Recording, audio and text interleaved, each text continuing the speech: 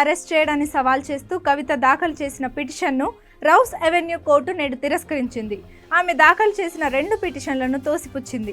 ఇక కస్టడీ తీర్పును రిజర్వ్ చేసింది. అంతకుముందు లిక్కర్ స్కామ్ కేసులో కవితను సిబిఐ రౌస్ అవెన్యూ కోర్టులో హాజరుపరిచింది.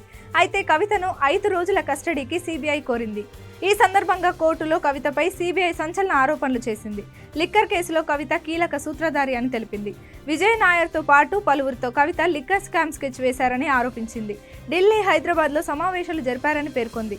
కవిత ఎడిటర్ బుచ్చిబాబు వాంగ్మూలం ప్రకారం ఎమ్మెల్సీ కవిత పాత్ర స్పష్టమవుతుందని కోర్టుకు తెలిపింది. 100 కోట్ల రూపాయలు సౌత్ గ్రూప్ నుంచి సమీకరించి ఆప్ నేతలకు కవిత అందించారని తెలిపింది. కవిత సూచనలతోనే మాగుంట శ్రీనివాసులు రెడ్డి 25 కోట్లు అందజేశారని పేర్కొంది.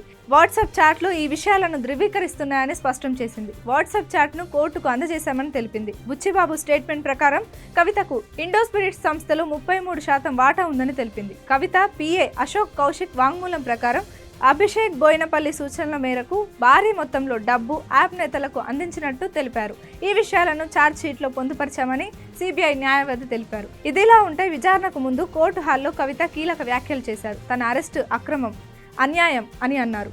తనను అరెస్ట్ చేయబోయే విషయం రాత్రి 10:30 గంటలకు చెప్పారని అసహనం వ్యక్తం చేశారు. కవిత తరపు న్యాయవాది విక్రమ్ చౌదరి కోర్టులో వాదనలు వినిపించారు. మాకెలాంటి సమాచారం ఇవ్వకుండానే సిబిఐ అరెస్ట్ చేసిందన్నారు.